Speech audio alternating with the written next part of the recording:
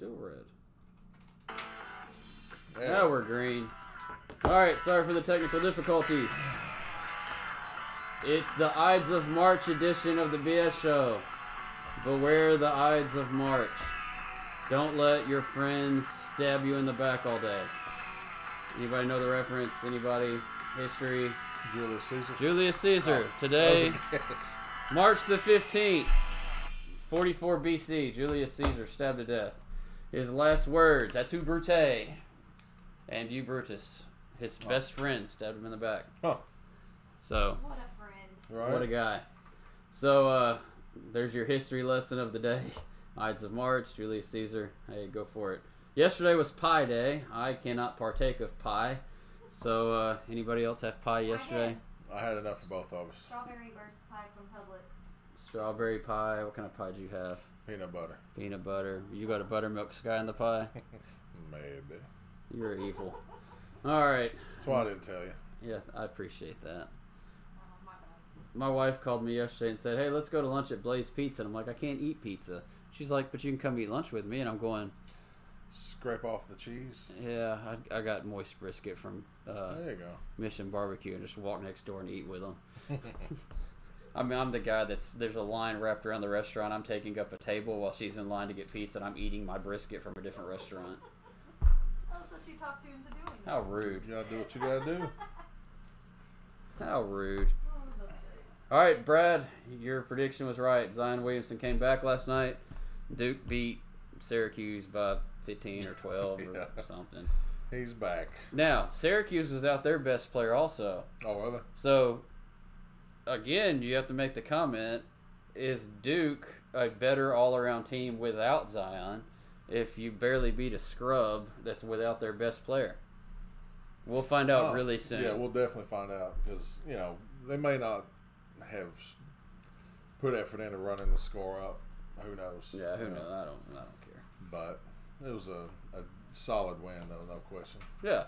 All right, we'll talk SEC basketball. The biggest story at SEC basketball, LSU. Now, I was reading some tweets last night about LSU. It's coming out that somehow the LSU hospital was laundering money to recruits over the whole spectrum of the athletic department. Wow. Not just basketball, football, women's ball, men's basketball, just all the sports. They were funneling money and laundering it through the medical hospital to the players. And they're not just talking about like loss of academic control. They're talking about shutting the whole athletic department down at LSU over this, if this all comes out to be true. I can't imagine how a school would be stupid enough to do this through an entity at the school. Right. That is insane. We're not talking about calling a booster and saying, "Hey, go deliver a car." Right. We're talking about giving money to a player directly through the school. That is. And how many others are doing something like that? Probably I mean, all the all top schools Yeah. are paying players. It's just a matter of how they're doing it and how they're good at getting away with it. Yeah. But to give players just outward money through the school, that's a totally different thing. Yeah. And then basketball tournament wise, now Will Wade, the basketball coach at LSU, is now saying, "Hey, I want to coach. There's no reason for me not to be able to coach." Mm-hmm. And shoot, if all this other stuff's true at LSU, Will Wade's the least of their worries. Let the guy coach. Who cares? You're probably not gonna have a basketball team next year let if him this go is down true. with the ship. Yeah. Isn't the Right. captain supposed to go down with the Right, ship? supposed to. Captain, my captain.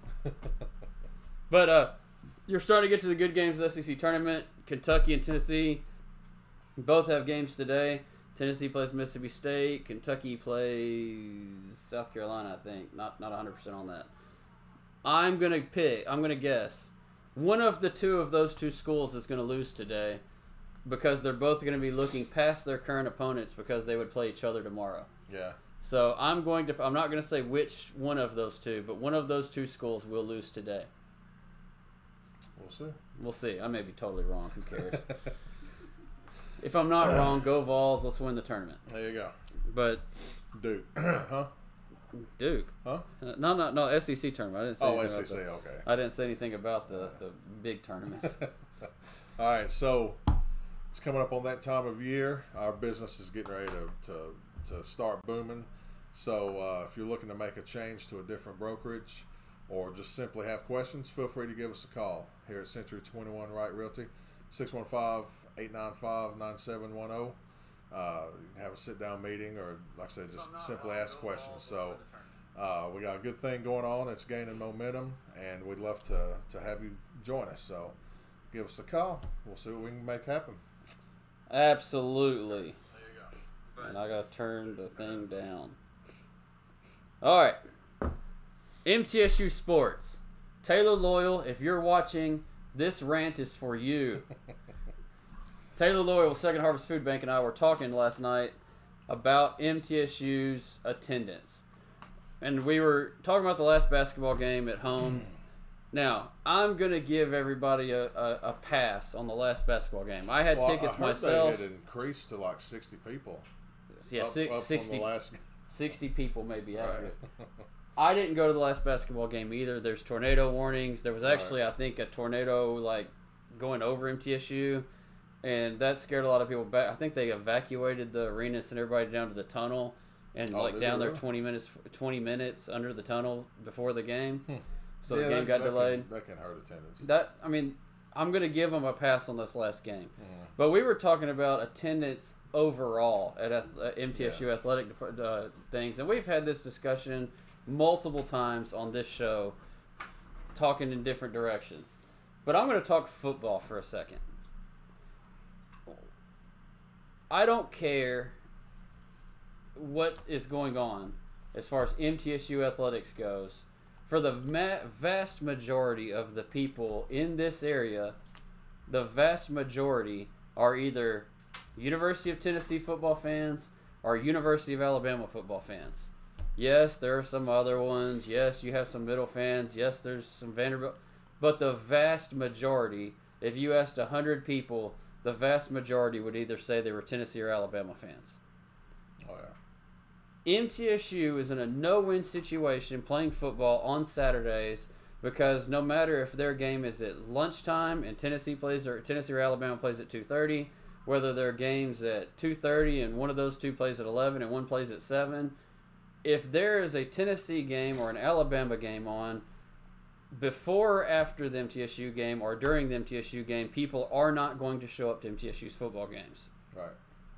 It's a little more complicated than just showing up, watching a game, and leaving. Right. You got to find parking. Yeah. You're probably going to tailgate. There's a lot more to it. Yeah. Most people are going to stay at home and watch those big teams. Even as bad as Tennessee's been the past 10 years, people would still rather watch a bad Tennessee team at home on TV than MTSU at the stadium. Gotcha. First of all, the atmosphere is like a high school. There's no excitement. There's nothing going on. I mean, it's a boring atmosphere. And I'm sorry, MTSU, that's the case. But the other problem is those are two state schools that have a historical football schools. So here's the answer. It's really simple. Boise State's done it. Louisville's done it. Countless other teams have done it. Move all your home football games to Thursday nights.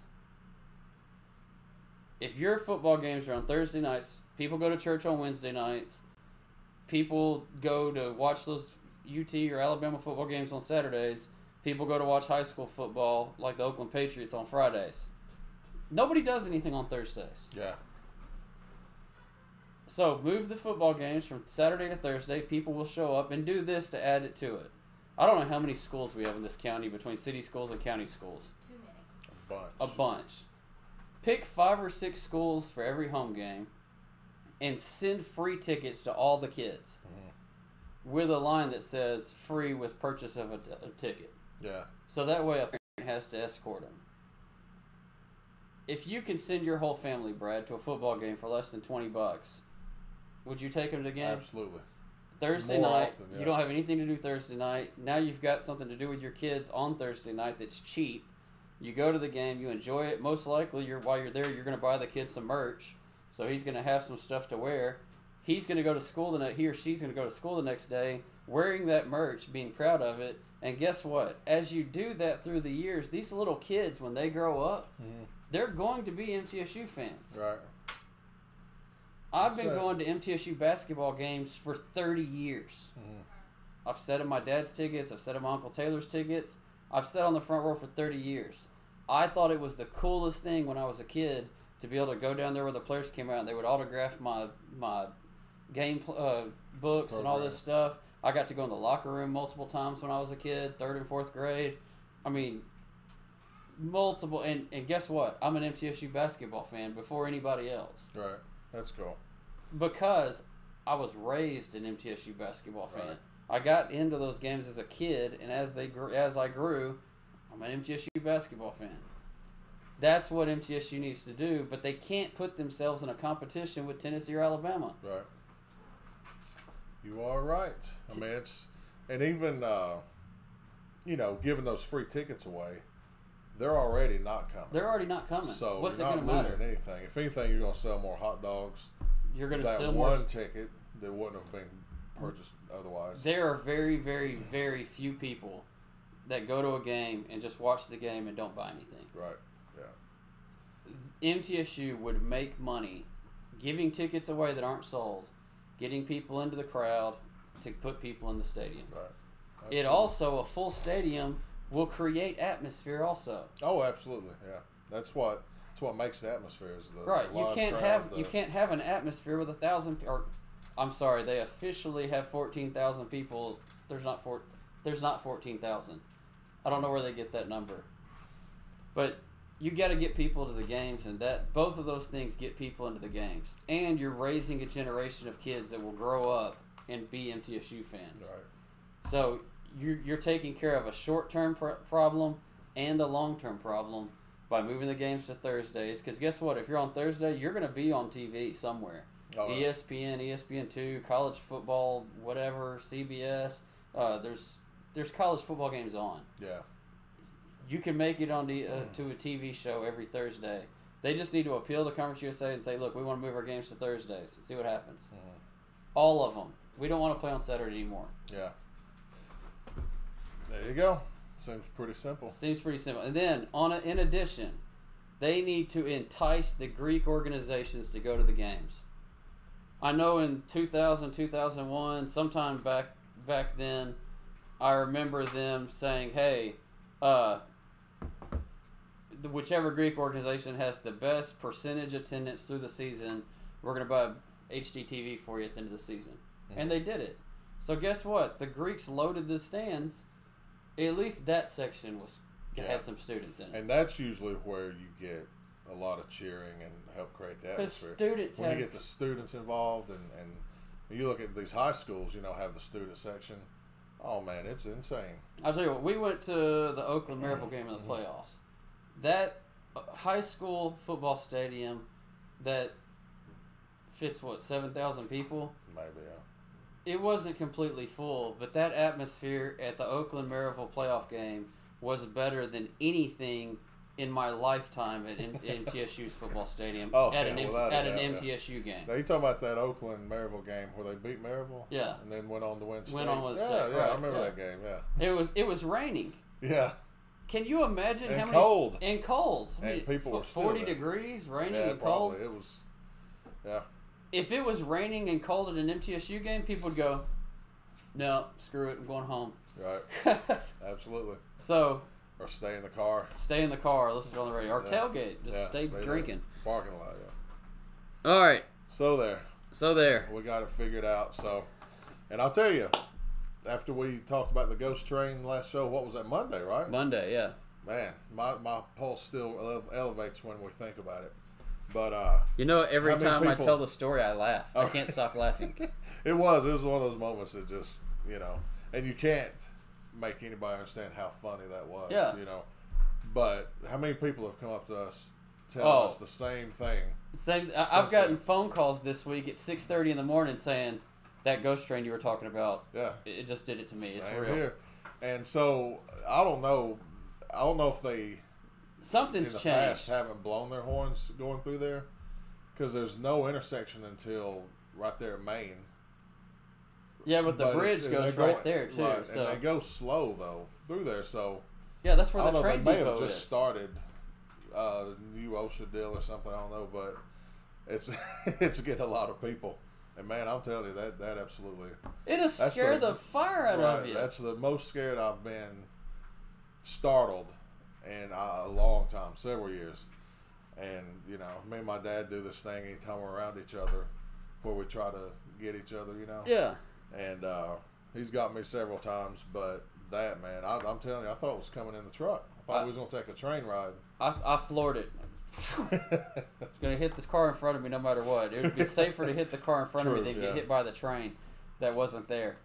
So the ghost train. The ghost train is real. Like you said, we've had numerous people contact us over this week and say the train's done it to us this week too. It happened Maybe the- yesterday. Oh, remember? yeah. Look, Heather, yeah. it happened to her yesterday. Maybe the bridge over Broad is that's not a new bridge, but maybe it's tied and it's haunted or something. You know. I texted The you ghost guys train. about it.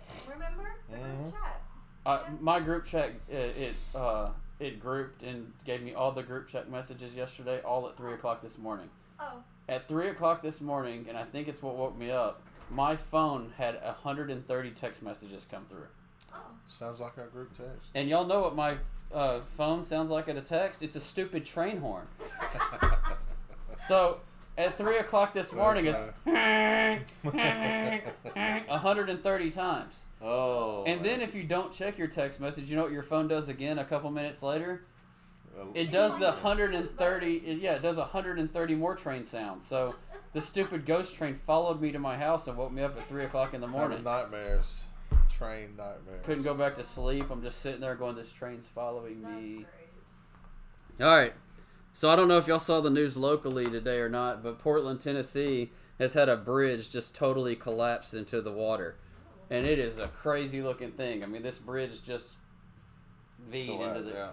I don't know if Burt Reynolds was racing through there or if the Duke boys had come through there or what's going on, but the bridge is just bloop, right into the river. It's over a river? It's over a river. Okay. So I hope nobody was hurt. I hope nobody was under the river, the bridge fishing or sleeping. But bad looking bridge thing. And you got traffic backed up on 24 in both directions because of a tractor trailer turned over. Yeah. So don't go north. Stay in Murfreesboro. Excuse me. All right, Always something. I got a Murfreesboro rant. Last week, the DNJ published a news article saying that the Murfreesboro Housing Authority, the Section 8 people, wanted to tear down Section 8 housing on Academy Many over here in this area, to tear them down and rebuild these really good-looking vinyl houses that looked like they were from the turn of the 19th, 20th century. Nice four-square houses. Mm-hmm. They just spent millions of dollars. 8 years ago, maybe? Yeah, maybe not even that long. Yeah. They're wanting to tear down brick properties to build vinyl properties. How long have them brick properties been there? 50 years. Yeah. Still solid. Still solid. Yeah. You got brick properties that are maintenance free, vinyl properties that aren't. They've got wood handrails on the front porch. Guess what happens to those wood handrails after 4 or 5 years? Yeah. They rot away or they break. Splinter. This is in Section 8 housing, so they're going to get abused most likely on average. So now you got to replace them more often. This is a multi-million-dollar deal. It is a terrible idea, no matter how you cross it. You just spent millions of dollars renovating these brick properties. Just let them ride. Yeah. What did they do to renovate the brick ones? Like inside? I think they did a whole bunch of work, but I don't have the actual punch list. But lots of work. Keep the brick properties, let them ride. If you want to do something, sell the government-owned housing to people in the public. Put it in the contract that the properties must be torn down and rebuilt, and put restrictions on it. Mm-hmm. When you rebuild, you have to build a house that meets these minimum requirements. And then they get them off the government rolls. We clear that area out for gentrification, and you bring in a developer that builds more houses. They don't.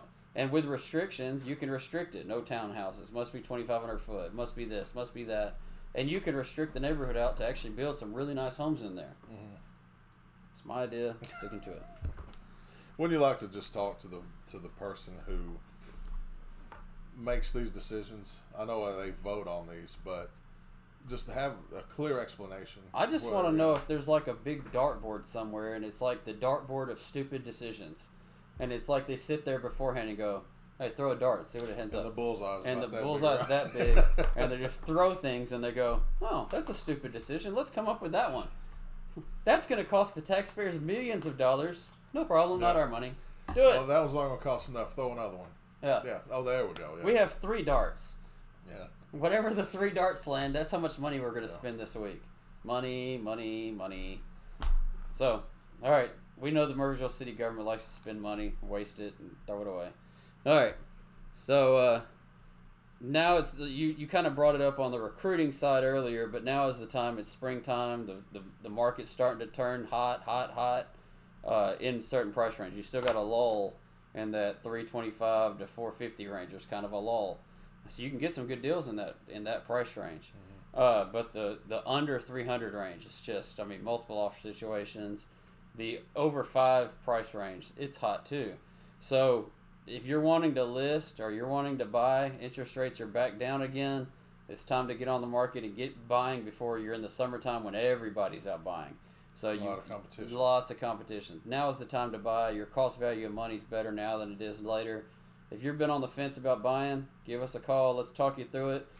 Hey, it may be better for you to wait. It may not be the time, but let's talk and let's have a discussion and see if we can help you out. 615-895-9710. 615-895-9710. All right, news story you can't believe. Brad, go for it.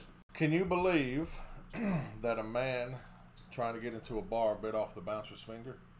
No, I can't believe that. What would This cause? is news you can't believe. What would cause that? So around 4 a.m., this guy's wanting to get into a bar. I think it's in California.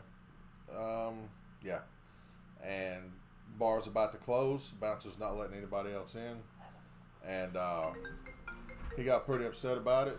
Probably had already been drinking a little bit and got a little scuffle, and he bit the bouncer's pinky off.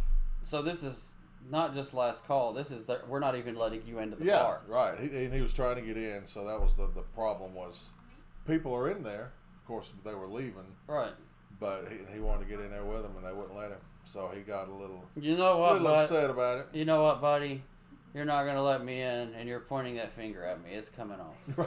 Yeah. Keep pointing that finger. But yeah, it was actually in New York. El California Sports Bar, but it was in Queens, New York. The El California Sports Bar in New York. Queens, yeah. So if you spot a man with a goatee and a Japanese jacket with some Japanese writing on the back, look and see if he's carrying around a pinky finger. Do you carry that like in a trophy? Do you like, I got your pinky? Something to pick your ears. Yeah. You put it on a keychain and you just kind of wrap it around. There you All go. right, that is it for the Friday Ides of March edition of the BS Show. Brad Fowler, he's the B to the S. Sean, I'm Sean Wright. We're both with Century 21 Wright Realty. We'll see you Monday in Vegas.